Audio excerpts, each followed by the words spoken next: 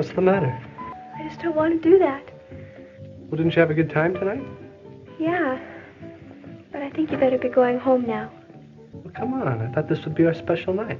I just think we've gone far enough. Well, I thought you liked me. Well, it's not that. Well, no one will know except the two of us. I know. Well, then why not? I don't know. I just feel funny about it. I didn't know you were that straight. If you don't like me, we don't have to go out Don't anymore. be like you know. that. You know I like you. Well, look, you get me all worked up, and then you say you don't want to do it. I don't like girls that play games. I just want you to go home now. I didn't figure you for someone with a sexual hang-up. I don't have a hang-up. How do you know if you haven't had sex? Well, I hadn't said I hadn't had sex. Look, I didn't hold out on you. I had a really wonderful time. Yeah, well, you have a funny way of showing it. I'm really sorry.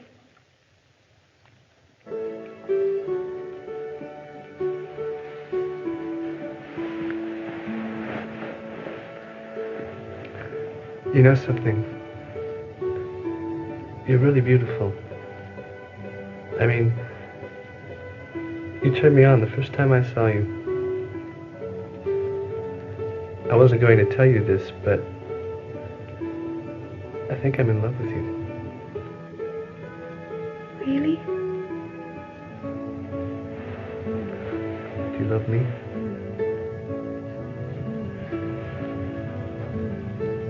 Yes, I do. If you love me, you'll prove it. Just relax.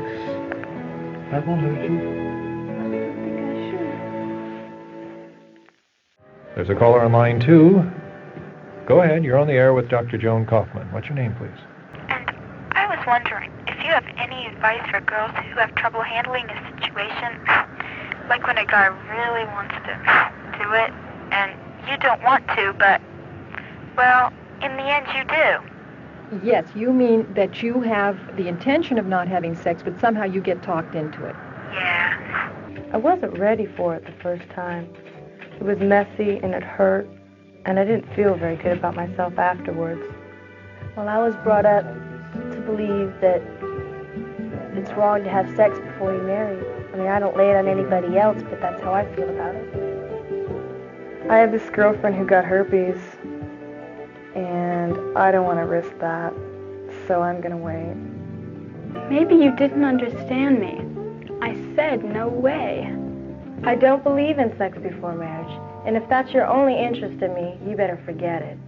I just don't feel that way about you, and I'm not going to do it. Well, I want to get married and have a lot of kids, and I don't want to get involved with somebody now and mess that up. But haven't women always been saying no? Isn't that the age-old issue in the battle of the sexes? Well, sure, I guess you could generalize and say that men have historically tried to pressure women into having sex. But I think the big difference now is that other girls pressure her too. Girls who have had intercourse feel a lot better when all their friends have too. It's only natural.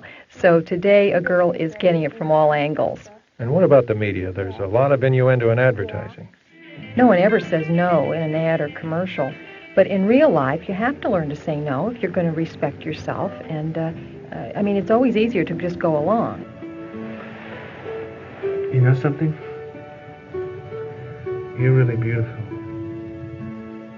I mean, you turned me on the first time I saw you. I wasn't going to tell you this, but I think I'm in love with you. I think a lot of you too. But I think if you loved me, you'd respect my feelings. What makes you think I don't respect you? Because if you did, you wouldn't pressure me into going all the way when I don't want to. Okay, so you don't want to make it. Woman's got a mind all her own. I'll say that for you. But don't say I don't respect you, because I do. What do you got to eat? We have a caller on line 1. Go ahead, you're on the air with Dr. Kaufman. Hi, my name's Sue. I was fairly loose when I started high school, and now I get the feeling that guys just take me out for one reason, you know. It really bums me out. Is it possible to change that? I mean, right now, you know, they expect it. Sue, this is one of the most common problems I hear. No, just because you've had sex, I don't care how many times, you don't have to keep having it. There are hundreds of ways to show a person that you care about them without having sex.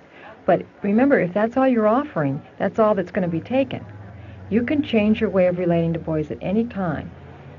You always have the last say in what you do with your body.